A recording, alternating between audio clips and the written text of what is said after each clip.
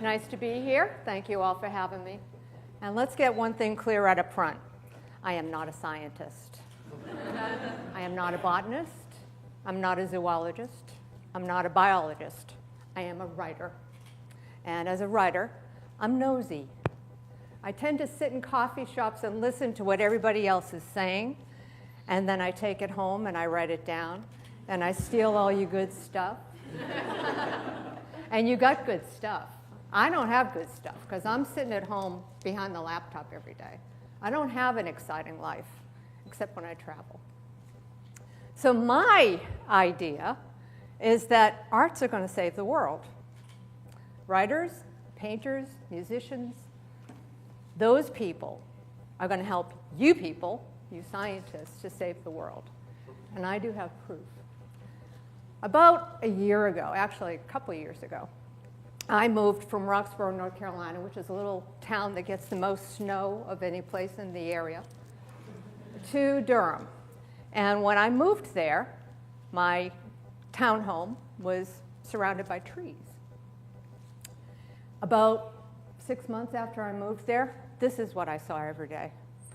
And there was one day when I was walking by with my dog, and I thought, wow, there's a lot of trees gone in that 50 acres.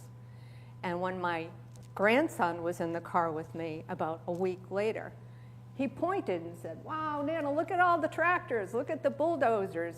I said, there's no trees. And he says, you know what? I read a book that talked about Beasley, the bird who lived in the tree, and his millions of friends, and how they all disappeared when the tree got taken down. And I thought, yep, that's how this kid learns about science. And you know what? You ask him to do something with you, he wants to build a volcano. Mind you, he's 5. Wants to build a volcano because he wants to play science.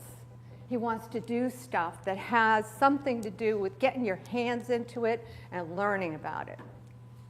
So my idea, my life's work, has been to let people know what other people are thinking and doing. But I don't think that's enough anymore. I think I have to let them know about the world and about what's happening to the world because we're growing too fast.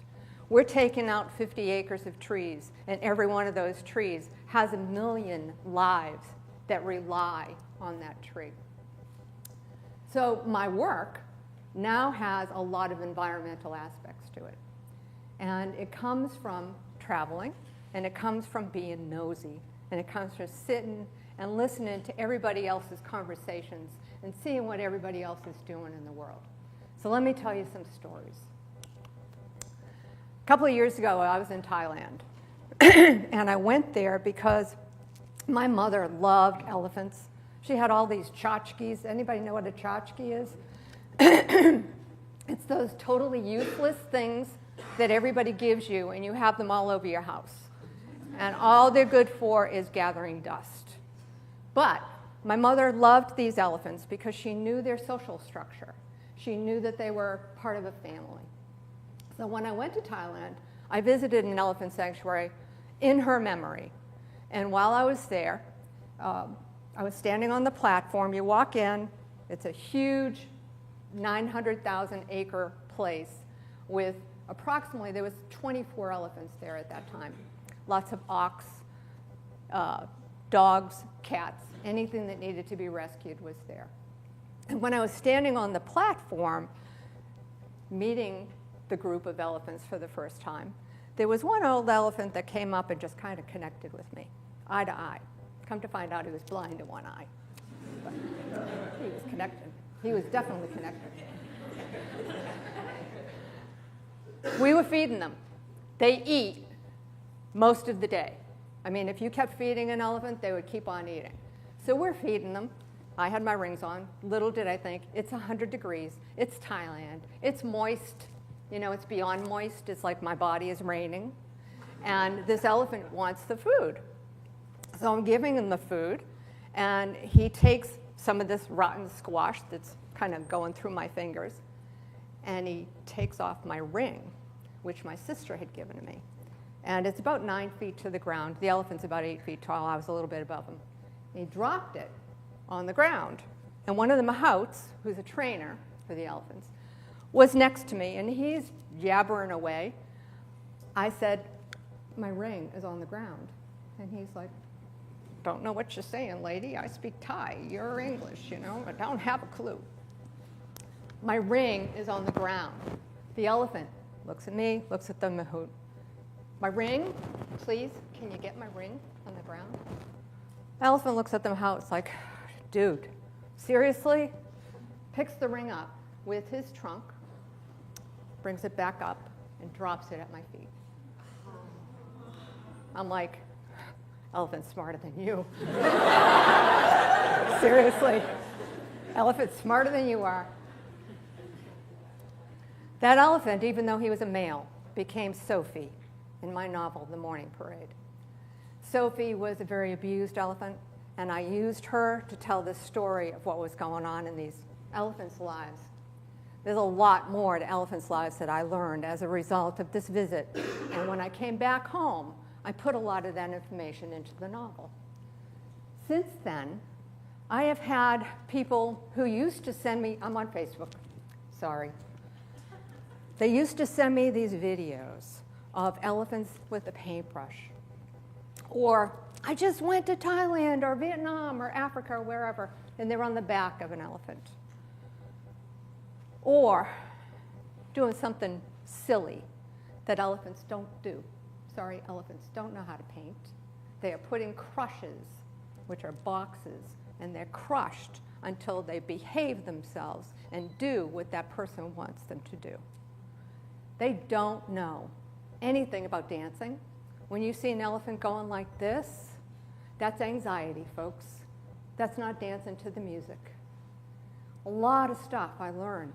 And these people who were sending me these videos now know that's not right. And they're passing that word on to somebody else. I'm not taking responsibility for, changes in the belief system about what elephants do, but I'm just saying, my novel did that. My art did that. So these guys, I think of dolphins as my spirit animals. And I just love their faces. I love their brains. I love the fact that they have fun. They're sexually active. These guys, I love. So I went to Hawaii a few years ago. I do a lot of traveling. And I was on the beach on the Big Island, the Big Island is Hawaii, watching a whale that was breaching over and over and over. I don't know if you know anything about whales, but their flukes are like fingerprints. Every one of them is different. So I could tell that this particular whale had breached and breached and breached so many times. Something was going on. My husband and my friend were out in the water. I had to stay on the beach. Long story, but anyways. They were out in the water, and they had found a pod of spinner dolphins, just like these guys. And they were swimming with them. So I was paying attention to them, but in the meantime, this whale over here was giving me one hell of a show. Finally, the whale disappeared, and they were still out with the pod of dolphins. And all of a sudden, I saw this huge shadow come under them and up to me on the beach, and I'm like, okay, I'm all by myself. Who do I tell that something's coming up? The whale had given birth. Pushed the calf up for the first breath of air right in front of me. I'm all by myself. I'm going, hey! Woo! Woo! See this? Oh! Woo! They made it into The Silver Dolphin, my novel about dolphins who are caught in tuna industry nets and drowned, about the families of dolphins, about how they rescue human beings. And then, now, I'm bringing it closer to home. These are red wolves. And the red wolf population in North Carolina is at about 24, maybe, somewhere between 24 and 30. In the late 70s, early 80s, these guys were almost extinct.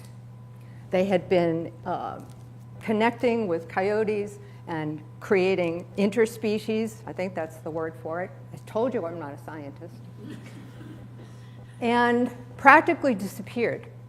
So what happened was a bunch of activists took the ones who were still pure red wolves out of the wild into safe places, zoos and so forth. We've got one of them right here in Durham. Just had a group of 4 pups in last spring, I think it was.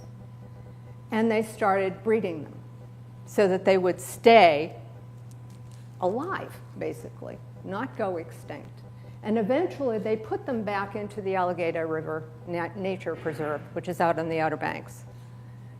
These guys are almost extinct. And they might be extinct if we don't raise our voices.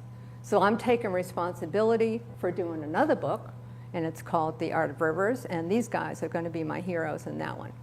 Now, this story, that little grandson of mine, gets me into a lot of trouble. We went to the Museum of Life and Science in Durham right after the pups were born, and Rise stood at the fence, and red wolves are notoriously shy. They will not come near people or other beings unless they absolutely have to. So Dad, oh, by the way, red wolves, they mate for life. There's very few species that do that, so it's pretty cool to watch them. Dad was up in the woods. If you've not been to the Museum of Life and Science, you need to go. It's pretty cool. And the pups were down in a den under a group of tree roots with Mama in there. And Rise was very upset because he couldn't see the pups. They were on a camera, and he's like, well, how do I know the camera is really in there? 5-year-old. Now, this is where I throw in a few statistics. Enough with the stories. That green that you see is plants, and the brown is animals. And basically, that's the level of extinction. So in the 1900s, age of industrialism, how many animals went extinct? A whole bunch. We're talking thousands. And when you look at that kind of a statistic, you think, wow, look at that brown, basically column there. That's a lot of our Earth that has died, that's not coming back. We're not talking dinosaurs that got killed by the Ice Age. We're talking about animals and plants that we're killing. We're talking about animals that could exist if we took care of them, or if we stopped being so, shall I say, cruel? Those dolphins get caught up in fishermen's nets. Those dolphins are starting to become extinct. In China, the South Asian dolphin, there's less than 2,000 of them. The Yangtze, and by the way, there's dolphins in rivers and lakes and oceans. The Yangtze River dolphin, I haven't seen one in a long, long time. Scientists are figuring this is the first cetacean that has gone extinct. Here's the dolphin population over time. You can see there was about 16,000 in about 1800. Figure that's right about when the whaling industry went into effect, and that fell off very rapidly, and it's continuing to do so. Here's the estimated population of Asian elephants. Now you can look at each one of these countries and figure out how industrialized they are, how much growth they've had in that country, and according to that growth, where are the elephants? Look at Thailand. Thailand has lost 2/3 of its elephant population in the last decade. 2/3. Here's how many animals are left in the wild. And at the bottom of that is Rothschild's giraffe. And Rothschild's giraffe only exists in one portion of Kenya. And their very tiny population is in danger of becoming extinct. And there are several elephant species that are also in danger of becoming extinct. Okay, guys, this is reality. This is what happens. What happens in Thailand, Vietnam, India, parts of Africa, is that the land and the water resources are pretty minimal, and human beings and animals are fighting for it. So what happens to the human beings is they're figuring, I need to do something to make sure that my family has room to grow, to make sure that I am going to be safe, and that I have money to put food on the table. That money to put food on the table often comes from this, from taking the ivory tusks off an elephant, cutting them off while the elephant is still alive. This particular massacre was in Burma, I believe, and the elephants left babies, which is pretty typical. They don't kill the babies. They sometimes take them, but sometimes the babies leave, and the rest of the herd takes them. And the babies need the socialization of the herd. They fall in Africa. I just spoke about water resources. There's no water resources in Africa, so what happens is they build huge wells that go down hundreds of feet, and they're big enough, probably less than half of the size of this stage, big enough so that a baby elephant falls down them on a regular basis. There are several sanctuaries in Africa, one of which is run by Dame Daphne Sheldrick, whose husband was part of one of the national reserves when he was alive years and years ago. She now has all of the baby elephants, the orphans, and it's very difficult to keep these babies alive because they have a very specific formula that they can eat. And often they think that they're okay, they think they're healthy, and all of a sudden the next day they're gone. But one of the reasons she gets all of her orphans is because of this, and because the babies wander off, they get stuck in wells, or they get captured, and then they have to be taken to a place that gives them some kind of sanctuary.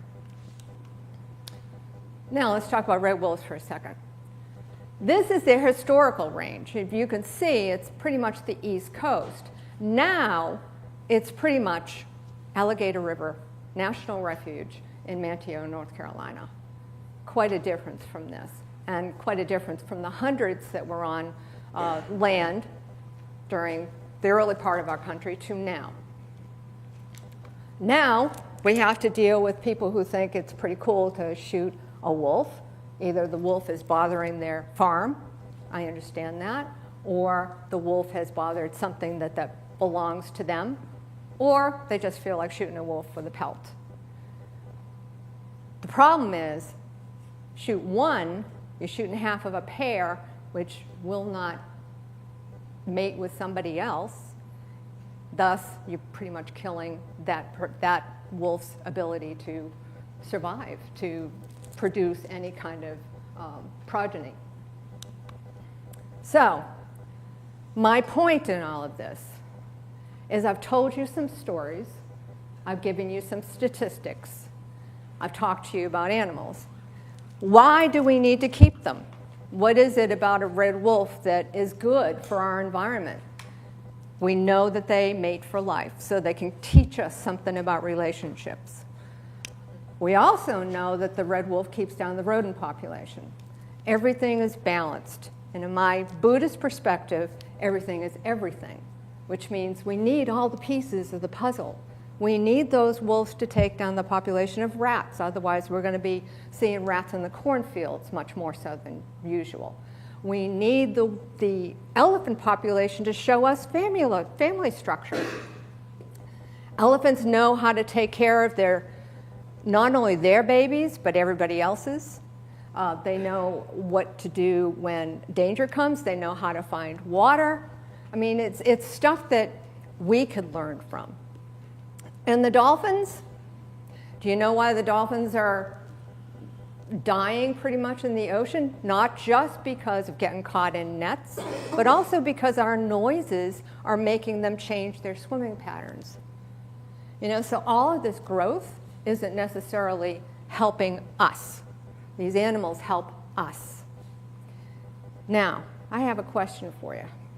I told you some stories, told you about the books that I write. Who's Sophie? How many elephants died in 1900? I just made my point. I want to challenge all of the artists, the writers, the photographers, the musicians, the painters, to chronicle what's going on this earth, to tell the stories, the individual stories of these animals. You just can't give us statistics and expect us to care. You've got to take us into the story. You've got to tell us that story about me dropping my ring and having that one elephant pick it up and drop it in front of me. Because that story told you more about that elephant's genius than I could in any other way. What would we do without Rachel Carson's book, The Silent Spring? She told us all about what we were doing to the rivers, the oceans. What would we do without Marvin Gaye? What's going on? What would we do without the music that we heard earlier today? We need the arts. And I'm here to say, artists are going to save the world. Thank you.